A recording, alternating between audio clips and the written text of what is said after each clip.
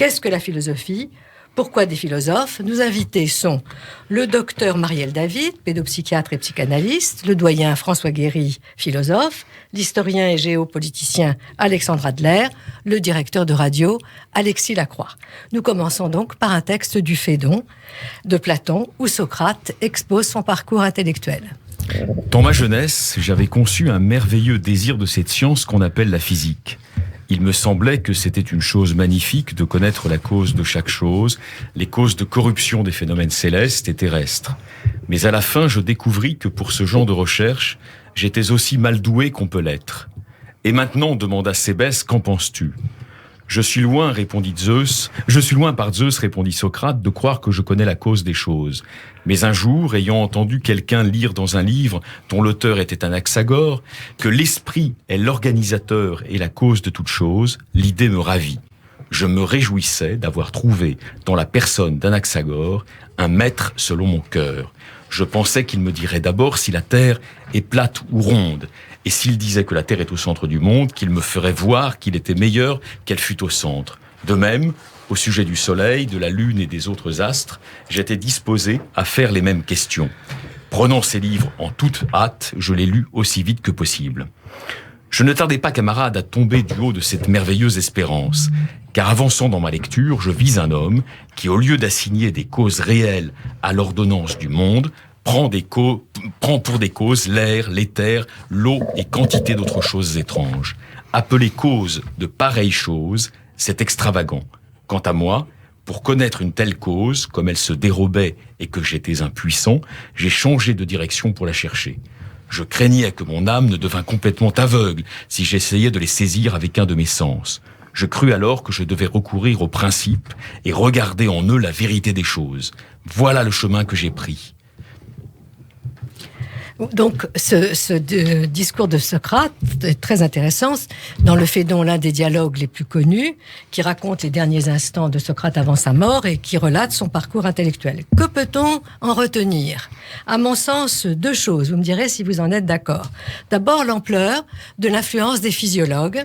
Diony, à travers le nom d'Anaxagore, l'un des plus éminents de l'école de Milet, qui comptait notamment Thalès, et Anaximène ou Anaximandre, et on voit quel est le caractère extrêmement actuel, en quelque sorte, de leurs interrogations, la forme de la Terre, du Soleil, des astres, la nature des éléments qui la composent. Bref, avec eux, on passe déjà de la cosmogonie, qu'on trouve dans les Travaux et les Jours d'Hésiode, à, au fond, la cosmogonie, pour ne pas dire l'astrophysique. Mais cela, n'est-ce pas, ne satisfait pas Socrate. Il s'inscrit dans une autre problématique, celle de Pythagore, qui recherche l'étude des causes et la vérité des choses par les principes. Alors, quels principes ? En premier lieu, comme Platon l'écrira au sommet du portique de son école, l'Académie, que nul n'entre ici s'il n'est géomètre, autrement dit la mathématique, sous la forme de l'arithmétique et de la géométrie, qui se constituent dans la Grèce ancienne, autour de Thalès, Pythagore et Euclide. Mais ce n'est pas assez pour Socrate, qui n'est pas seulement un mathématicien comme Thalès, mais un philosophe, comme les présocratiques, Héraclite et Parménide, qui inventent, au sein des sagesses traditionnelles, un vocabulaire et des recherches nouvelles. L'un est l'être.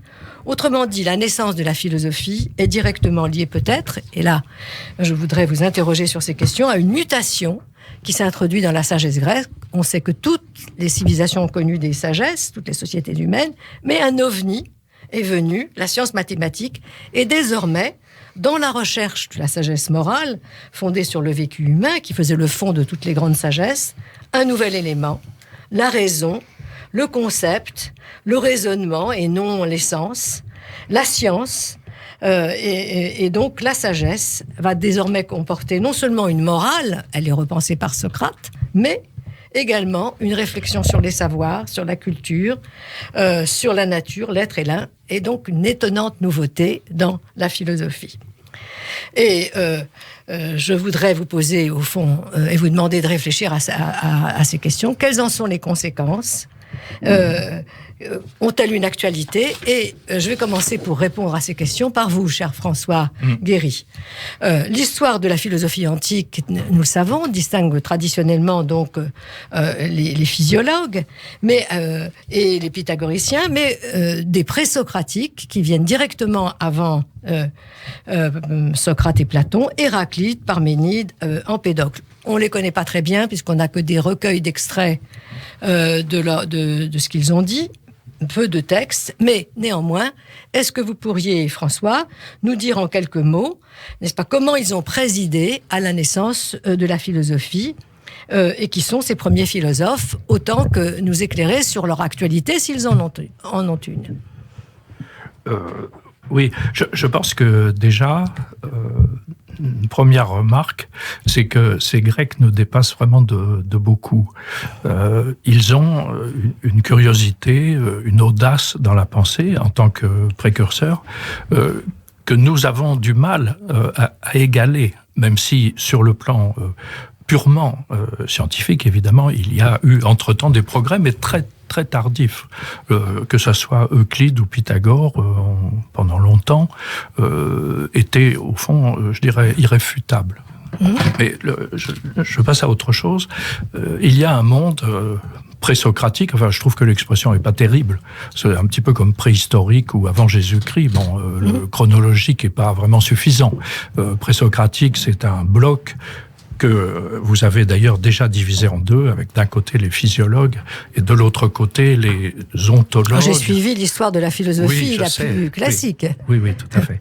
Alors, pour essayer d'entrer dans quelque chose qui est assez hermétique, et le mot est fort, hermétique, en particulier Héraclite, que ses l'obscur, Héraclite l'obscur, que ses propres contemporains appelaient l'obscur. Il est resté pour nous, d'autant plus qu'on a très peu de choses. Mais donc, je voudrais essayer d'éclairer quelque chose à partir d'Héraclite. Alors, si ça prend 3 minutes, je demande qu'on m'en excuse tout de suite. Là, allez-y, François, allez-y. Il y a une étrange anecdote qu'Aristote a reprise dans sa poétique, puisqu'il raconte la vie d'Homère et surtout la fin d'Homère. Alors, il y a une espèce de, on appellerait ça aujourd'hui une légende urbaine, si on veut. Homère s'approche de pêcheurs qui reviennent bredouilles, qui se grattent. Il leur demande s'ils ont pris quelque chose, et les pêcheurs font une réponse très énigmatique. Ce que nous avons pris, nous l'avons laissé, et ce que nous n'avons pas pris, nous l'avons encore. Homère ne comprend pas, et la légende antique, c'est que Homère meurt de mélancolie parce qu'il s'est montré insuffisant dans la devinette, dans la capacité. Éclairci l'énigme. Alors Héraclite reprend cette étrange anecdote dont je donne le secret. Ce sont des poux qu'ils ont pris, et donc ils les ont laissés, puisque dès qu'ils les ont pris, ils les ont écrasés, et ceux qu'ils n'ont pas réussi à prendre, ils les ont toujours. Bien. Amusant, ça pourrait être dans l'Almanach Vermeaux, ça pourrait être dans les mots croisés. Quelle est la leçon philosophique que vous tirez de ça ? Héraclite reprend cette anecdote et dit la chose suivante. On pourrait encore la formuler autrement, plus philosophiquement.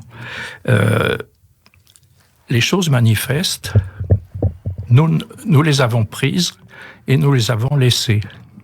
Et d'un autre côté, quelque chose que nous n'avons pas pris, nous l'avons encore. Alors, il faut expliquer cette interprétation d'Héraclite. Giorgio Colli, qui est un très grand philologue, par ailleurs et éditeur très critique de Nietzsche, essaie de décrypter cette deuxième énigme par Héraclite. Alors il dit la chose suivante, ça a tout à fait un rapport avec « on ne se baigne pas 2 fois dans le même fleuve ». Héraclite dit ceci, les choses manifestes, c'est-à-dire toutes nos expériences, nos plaisirs, nos rencontres singulières, les choses que nous rencontrons, nous les laissons. On ne se baigne pas 2 fois dans le même fleuve. Une fois que je me suis baigné dans le fleuve, si j'y retourne, il n'est plus le même, ce n'est pas la même eau, ce n'est pas la même saison. Oui. Donc nous laissons tout ce qui est manifeste, c'est-à-dire tout ce qui est sensible. Mais d'un autre côté, quelque chose que nous n'avons jamais pris reste, c'est l'âme elle-même. l'âme elle-même. Et même, on pourrait dire qu'au fond, si ce fleuve n'existe pas en dehors de nos sensations, par contre, l'appeler fleuve, c'est nous. Qui, par la conceptualisation, si on veut, le langage, avons en quelque sorte produit un fleuve à partir de ces impressions sensibles. Et lorsqu'Aristote dit « l'âme est en un sens toute chose », il répète Héraclite. D'ailleurs, je pense qu'Héraclite a été plus répété par Platon et Aristote que beaucoup d'autres.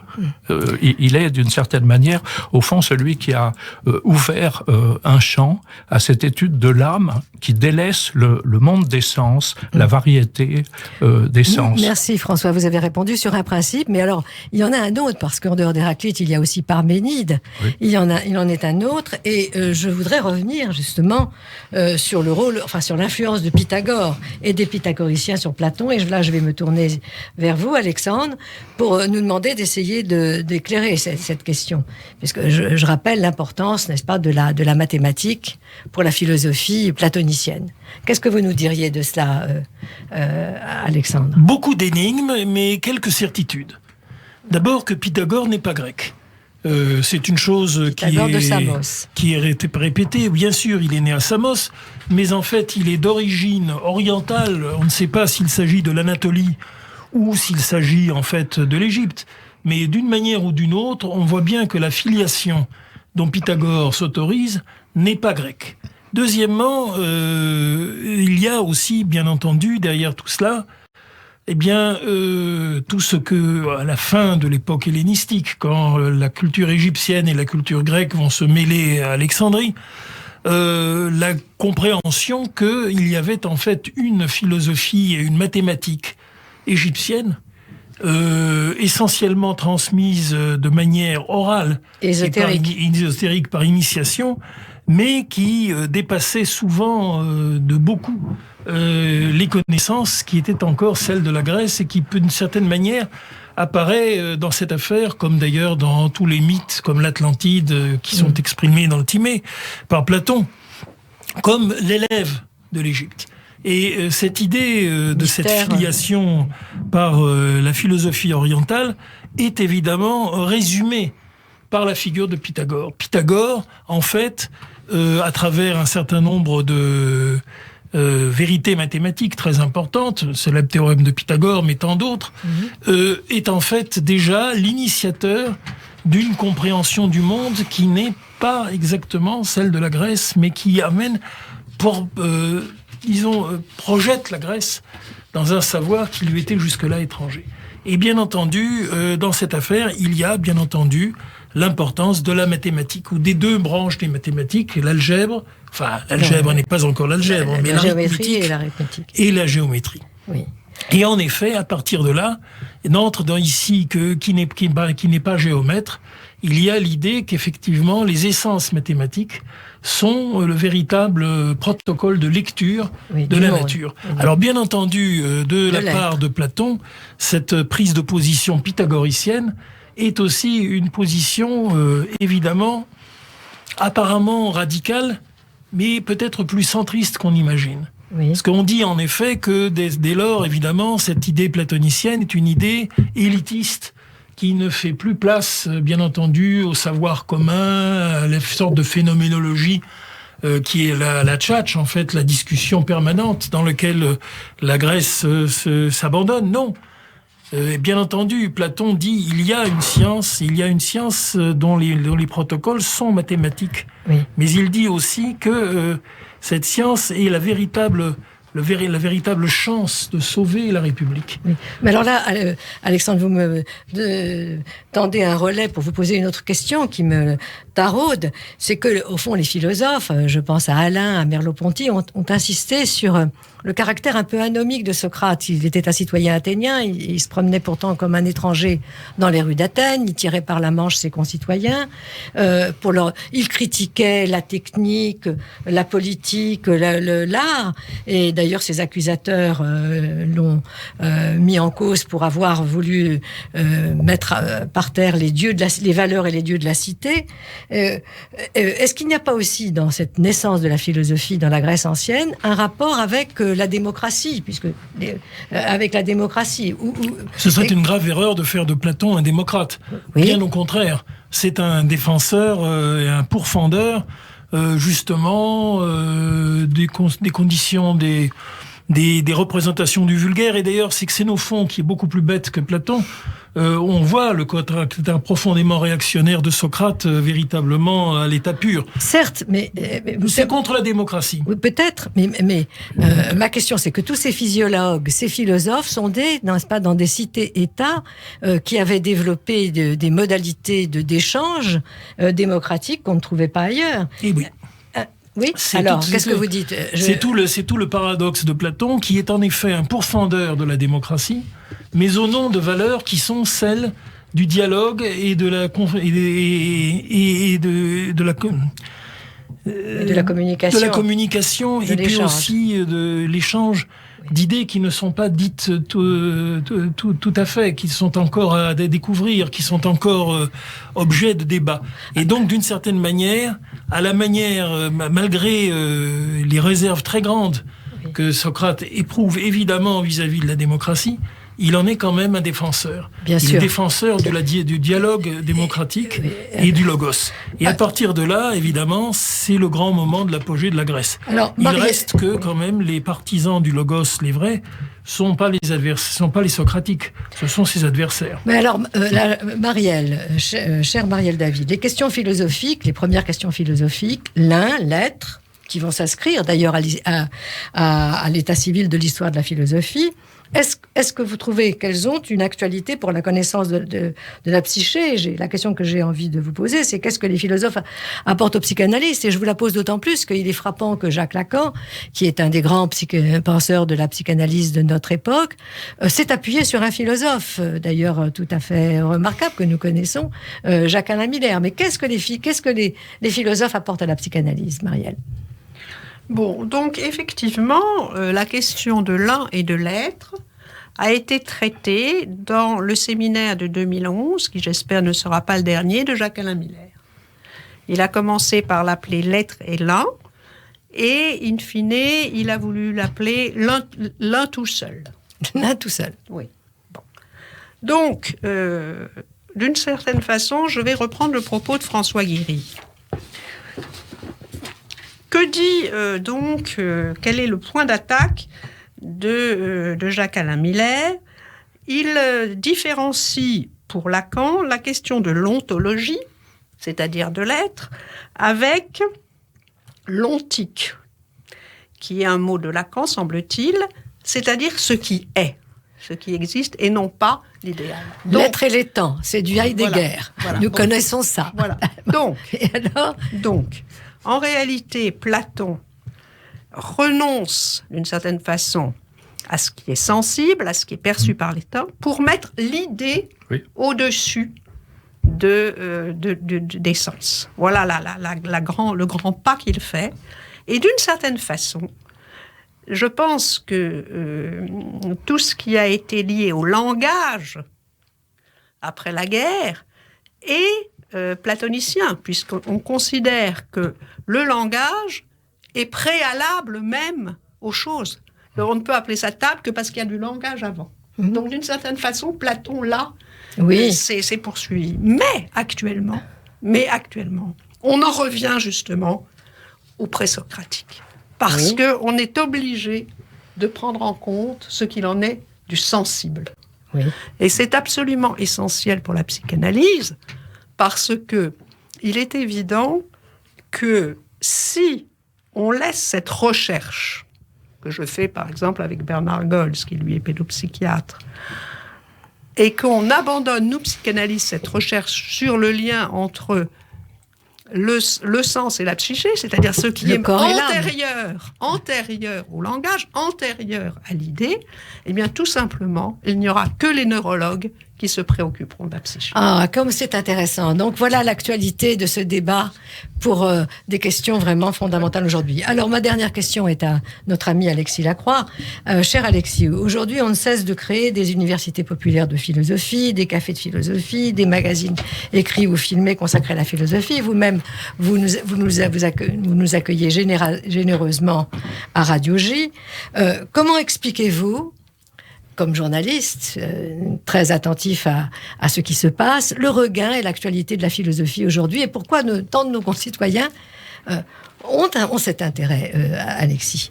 Et est-ce qu'elle est fidèle, deuxième question, au fond, à ces débuts de la philosophie que nous avons évoqués, hélas, trop brièvement? Alors c'est une hypothèse, bien sûr, qu'on peut avoir en conclusion de cette émission, Blandine Kriégel, après les passionnantes analyses que nous ont livrées nos amis, François Guéry, Marielle David et Alexandre Adler.